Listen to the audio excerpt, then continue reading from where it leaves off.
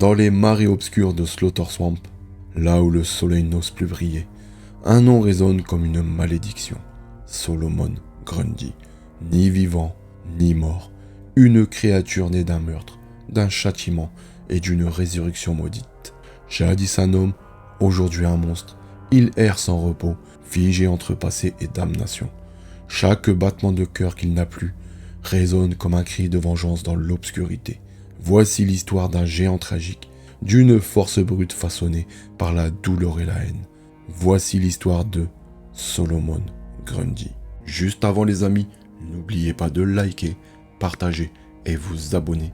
Cela m'aide énormément pour le référencement et bien sûr me donne de la force. C'est parti. Chapitre 1. Le dernier soupir de Sirius Gold. Gotham, 1898. La ville étouffée sous un ciel de cendres. Les cheminées vomissaient un nuage noir au-dessus des toits et les pavés crissaient sous le pas des passants pressés, le col relevé contre le froid et la peur. Sirius Gold descendait les escaliers d'un club privé du quartier de Gotham Heights. Un cigare entre les dents, le regard trouble d'alcool et d'arrogance. Il avait gagné gros ce soir. Une dernière affaire, une vente de terrain marécageux aux abords de Slaughter Swamp. Des terres sans valeur, vendues à des investisseurs naïfs sous prétexte qu'un chemin de fer allait les traverser. Un mensonge, mais un mensonge rentable. Sirius avait toujours su comment jouer avec les mots, avec les lois, avec les hommes. Il s'était hissé au sommet à la force de sa langue mielleuse et de ses poignées de main sales. Mais ce soir-là, quelque chose clochait. Un pressentiment, une ombre. Quand il remonta dans sa calèche, deux silhouettes l'attendaient. Des hommes en noir, le visage noyé sous des chapeaux à large bord. Ils montèrent aux côtés du cocher, sans dire un mot. Sirius, lui, tenta de plaisanter. « Messieurs, j'espère que vous n'êtes pas là pour récupérer une dette. » Ils ne rirent pas. La calèche s'enfonça dans les faubourgs de la ville, puis les chemins bout menant au marais. Le silence devint pesant. Sirius fronça les sourcils. Il connaissait la route. Il connaissait aussi les méthodes, les trahisons. Lorsque la calèche s'arrêta enfin, l'odeur des marécages empoisonnait l'air. Sirius descendit à contre-cœur, une main le poussant, une autre sortit son arme. Il comprit. Ses dernières pensées furent un mélange de panique, de fureur et d'incompréhension. Il tenta de fuir, mais ses bottes s'enfoncèrent dans la boue. Une détonation, la douleur, puis rien. On traîna son corps jusqu'aux eaux noires, épaisses, chargées de moisissures et de secrets. On le laissa couler. Il disparut dans le silence, avalé par le marais comme tant d'autres avant lui. Mais ce que les hommes ignoraient, c'est que Slaughter Swamp n'oubliait rien, et que certains cadavres refusaient de pourrir. Chapitre 2. La chute des étoiles. Slaughter Swamp, le nom même sointait le sang caché et les cadavres oubliés. Les anciens disaient que la terre y était maudite, qu'elle rejetait les vivants et gardait les morts. Mais personne ne les écoutait. Pas à Gotham. Pas dans une ville qui préférait oublier ceux qui ne s'achetaient pas. Les années passèrent, 2 décennies, puis 3. Le monde changea. Les hommes construisirent des routes, des ponts, des usines. La ville se modernisait, se garnissait de verre et d'acier. Mais le marais restait, immuable, fangeux, viscéral. Parfois, des promeneurs, des chasseurs ou des sans-abri rapportaient des choses étranges, des cris étouffés, des lumières vertes au fond des eaux, des cadavres d'animaux sans yeux, la peau couverte de champignons. Mais personne n'allait vérifier. Slaughter Swamp faisait peur. Et à Gotham, la peur était un bon garde-fou. Une nuit d'automne, le ciel s'ouvrit, un orage sans fin martela la ville. Des éclairs frappaient les arbres, les toits, les tours. Dans les marais, la pluie raviva la boue, fit gonfler les racines mortes, et au cœur de cette nuit violente, quelque chose remonta à la surface. Le corps était énorme, gorgé d'eau, gonflé de boue, de moisissures et d'un mal ancien. Une main s'extirpa lentement de la vase, agrippant la berge comme un animal qui rampe hors de sa tanière. Le reste du corps suivit, défiguré, les yeux blancs, sans iris, sans âme apparente. Il tomba à genoux, allaitant comme un homme qui aurait traversé un cauchemar. Son souffle était rauque, comme s'il n'avait pas respiré depuis 100 ans. Il ne savait pas qui il était, il ne savait pas ce qu'il était, mais une chanson tournait dans sa tête, en boucle, une comptine. Solomon Grundy, né un lundi. Il prononça les mots à voix basse. Sa voix ressemblait au vent entre les tombes. Baptisé un mardi, malade un mercredi. Chaque mot semblait réveiller quelque chose en lui. Un fragment, une douleur, un écho. Il ne se souvenait pas de Sirius Gold, pas encore. Mais ce nom, Solomon Grundy, se colla à lui comme un masque. Et dans les profondeurs de Slaughter Swamp, quelque chose souriait, car l'homme mort n'était plus, et le monstre venait de naître. Chapitre 3. Le monstre de Gotham. Il ne savait pas pourquoi il marchait, il savait seulement qu'il devait avancer. Grundy traversa les marais à pas lents, traînant ses pieds lourds, encore englués de boue et de morceaux de racines. Il était immense, presque 2,50 m, avec une peau grise, rugueuse comme l'écorce. Ses vêtements, ou ce qu'il en restait, pendaient en lambeaux, une veste ancienne, d'un autre siècle, un pantalon froissé et déchiré, des chaînes rouillées autour des poignets. Chaque pas résonnait comme une menace. Gotham l'accueillit sous la pluie. La première rue qu'ils découvrirent était déserte, puis vinrent les cris, les phares d'une voiture, les hurlements, les sirènes. Il ne comprenait pas. Des hommes en uniforme l'entourèrent. Ils pointèrent leurs armes. L'un d'eux cria « À terre, les mains en l'air !» Grundy ne bougea pas. Il regarda autour de lui, perdu. Trop de bruit, trop de lumière. La peur monta en lui, froide, glacée. Il leva lentement les bras, mais un des policiers tira. Un réflexe. La balle ricocha contre sa poitrine comme une pierre sur un mur. Quelque chose se brisa en lui. Pas physiquement, mentalement. Instinctivement, il réagit. Il frappa. Fort, trop fort. Grundy ne savait pas pourquoi il frappait, mais il ne pouvait plus s'arrêter. Il hurlait sans vraiment le vouloir, des sons rauques et déformés, des mots parfois. « Pas mal, Grundy, pas mal !» Mais personne n'écoutait. Il s'enfuit dans l'obscurité, poursuivi par la ville entière. On parla d'un monstre, d'un démon des marais. La presse fit ses gros titres, des photos floues, des silhouettes difformes. Le géant gris de Gotham. Mais un homme en particulier, lui, n'écarta pas la piste humaine. Bruce Wayne.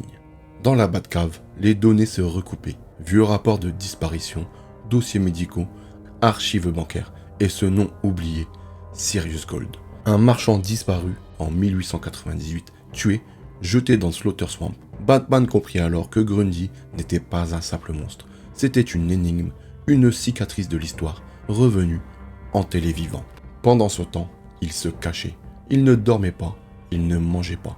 Il restait des heures à regarder les étoiles, les mains couvertes de sang qu'il ne comprenait pas. Il écoutait le vent, comme s'il entendait une voix. Parfois, il répétait la comptine tout bas, comme une prière. Solomon Grundy, né un lundi. Mais il ne connaissait pas la fin. Et au fond, il espérait peut-être qu'il n'y en ait pas.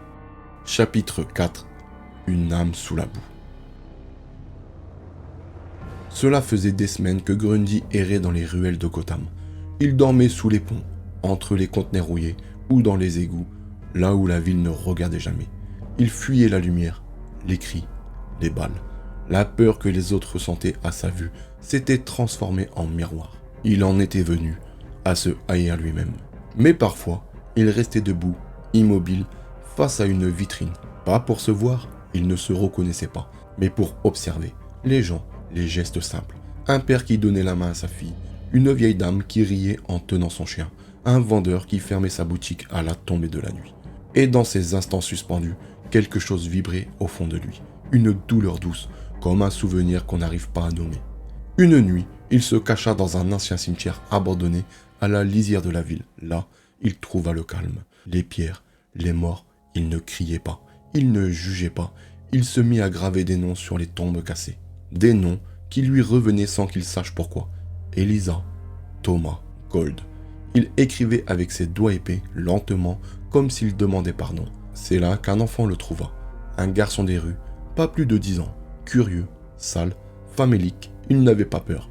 Il s'assit à côté de Grundy, avec un morceau de pain sec dans la main. « T'es pas beau, mais tu n'as pas l'air méchant », dit-il simplement. Grundy ne répondit pas. Il le regarda, ses mains tremblaient, pas de rage, d'émotion. « Il me tape les autres, parce que je suis tout seul. Mais je les frappe pas, moi. Toi non plus, hein ?» Grundy baissa la tête. Il murmura avec une voix d'un vent mourant. « Grundy, pas méchant !» Ils restèrent là un long moment. Le garçon finit par s'endormir contre lui. Pour la première fois depuis sa résurrection, Grundy sentit quelque chose d'humain, de chaud. Et cette nuit-là, il prit une décision. Il retourna dans le marais. Pas pour fuir, pas pour mourir, pour se cacher de nouveau, le temps de comprendre, le temps de renaître, peut-être, Pas comme un monstre, mais comme quelque chose d'autre, de plus proche de ce qu'il avait été ou de ce qu'il aurait voulu être. Dans les brumes épaisses de Slaughter Swamp, il s'assit au bord de l'eau, il observa les étoiles. Une voix en lui traversa l'esprit, celle d'une femme, douce, chaleureuse, peut-être sa mère, peut-être une illusion, mais il la laissa parler. Tu n'es pas obligé d'être ce qu'il voit. Alors il ferma les yeux et il entendit. Dans le silence du marécage, l'eau bougea et le monde, pour une fois, le laissa tranquille. Le temps passa, Gotham oublia. Comme toujours, les journaux cessèrent de parler du monstre des marais. Les rues se remplirent à nouveau de peurs plus modernes. Le chaos avait changé de visage, mais Grundy, lui, restait là, quelque part entre la ville et l'oubli. On raconte parfois qu'à la pleine lune, une silhouette immense se dresse au bord du marécage, les yeux levés vers le ciel, qu'il murmure un vieux poème qu'il ne cherche plus à détruire. Et cette fois, il le récita en entier. Solomon Grundy, né un lundi, baptisé un mardi, marié un mercredi, tombé malade un jeudi, empiré un vendredi, mort un samedi et enterré un dimanche. Il est là, posé, il attend. Pas un pardon, pas une revanche, juste un sens. Peut-être qu'un jour, il trouvera la paix, ou peut-être qu'il renaîtra encore et encore, incapable d'échapper à ce qu'il est devenu. Mais tant qu'il y a une étoile dans le ciel, Grundy espère. Et dans l'ombre, il n'est plus tout à fait un monstre, juste un homme brisé. Chapitre 5. Les adversaires de Solomon Grundy. Au fil des décennies, sur sa route de violence et de solitude, de nombreux adversaires croisèrent sa route. Certains le voyaient comme un monstre, d'autres comme une arme, et d'autres encore comme un mal à éradiquer. L'un de ses premiers adversaires qui lui a confronté était un Green Lantern, Alan Scott, un héros animé par une lumière mystique. Alan ne comprenait pas d'abord ce qu'était cette créature, ni vivante, ni morte, alimentée par une rage sourde. Grundy, attaqué sans raison, guidé par la douleur, écrasait tout sur son passage. Leur première rencontre fut brutale. Grundy, invincible aux balles, insensible à la peur, écrasa des voitures et renversa des bâtiments dans sa colère. Alan tenta de l'arrêter par la force, mais sa bague magique avait ses limites. Elle ne fonctionnait pas contre le bois. Et Grundy, né dans un marais, portait encore des fragments d'écorce et de racines sur lui. Ce fut un combat aussi mystique que physique, une lutte entre la lumière et la pourriture. Le seul moyen pour Alan de se débarrasser de Grundy fut de l'emmener au milieu d'un désert de glace, puis l'abandonna là. Après cette bataille épique, Grundy finit par atteindre Metropolis. Attiré par la lumière ou peut-être par une odeur de chaleur humaine, là, il croisa Superman, le symbole même de l'espoir. Pour Grundy, il n'était qu'un obstacle brillant dans son errance. Superman, plus rapide, plus fort, essayait d'éviter le combat, mais Grundy, avec sa force colossale, tenait tête aux Kryptoniens. Le combat laissa la ville en miettes. Superman comprit que Grundy ne cherchait pas à tuer, il cherchait à se défendre contre le monde entier. Finalement, Clark Kent utilisa non pas la force, mais la compassion. Il emmena Grundy dans un lieu reculé et l'abandonna là, dans le calme, loin des cris de la ville, mais ce dernier ne restait jamais enterré bien longtemps. Et comme je vous ai expliqué plus tôt, il rencontra Batman qui avait été cherché dans les archives et trouva son nom, Sirius Gold. Mais Grundy ne voulait pas se souvenir, la mémoire faisait mal. Ils se battirent, Grundy brisa les murs, souleva des wagons de métro. Batman, agile, rapide, utilisa l'environnement, les gadgets, la peur. Il ne pouvait pas tuer Grundy, mais il pouvait le ralentir, l'endormir et l'enterrer à nouveau. Ce fut ensuite au tour de Swamp Thing, le gardien du verre, qui comprit Grundy le mieux. Tous deux étaient liés à la terre, aux forces primitives. Quand ils se rencontrèrent dans un marécage oublié de Louisiane, il n'y eut d'abord que silence, puis une parole. Swamp Thing vit en Grundy non pas un ennemi, mais une anomalie, une âme arrachée à son cycle naturel. Il tenta de le guider, de l'apaiser, mais Grundy, incapable de comprendre, attaqua par instinct. Le combat fut titanesque, mais empreint d'une certaine mélancolie, car Swamp Thing comprenait. Grundy n'était pas maléfique, il était brisé. Plus tard, le gouvernement décida d'utiliser Grundy. Amanda Waller le recruta de force dans la Suicide Squad. Une erreur. Grundy n'obéit pas, il ne comprend pas les ordres, il ne vit que la douleur, l'injustice et les murs autour de lui. Alors, il s'échappa. Il affronta Deadshot, Harley Quinn, Captain Boomerang. Tous durent unir leurs forces pour contenir le colosse. Ils finirent par le piéger dans un caisson cryogénique, le renvoyant au sommeil pour un temps. Il fit face aussi à Bizarro, Amazo et tant d'autres. Épilogue. Grundy ne meurt jamais, il revient toujours. Chaque ennemi rencontré laissa une marque dans sa mémoire fragmentée, une lumière verte, un regard de pitié, un cri dans la nuit. Peut-être un jour, quelqu'un parviendra à le libérer ou à le faire reposer en paix. Mais pour l'instant, Solomon Grundy marche encore, et sur son chemin, ceux qui le croisent doivent choisir, combattre le monstre ou comprendre l'homme qu'il fut autrefois. Nous arrivons à la fin de la vidéo les amis. Ah oui, je voulais ajouter aussi qu'il est apparu dans certaines œuvres, surtout dans des jeux vidéo, en l'occurrence dans Batman Arkham City, où c'est l'un des boss à affronter.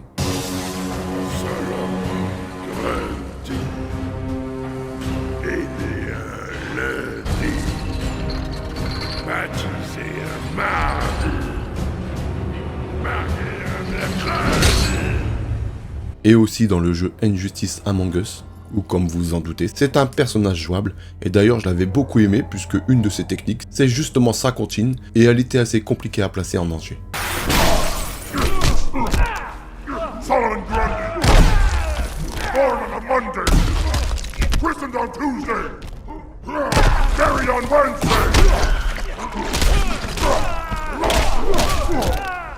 Solomon Grundy. Bon, cette fois la vidéo arrive réellement à sa fin, j'espère qu'elle vous aura plu. N'hésitez pas à me dire dans les commentaires si j'ai oublié quelques détails sur lui, parce que c'est fort possible, surtout certains adversaires qu'il aurait peut-être rencontrés. Dans tous les cas, si la vidéo vous a plu, n'hésitez pas à partager, liker et vous abonner. Et nous, on se retrouve très bientôt pour une nouvelle vidéo. En attendant, prenez soin de vous et de vos familles. Peace out.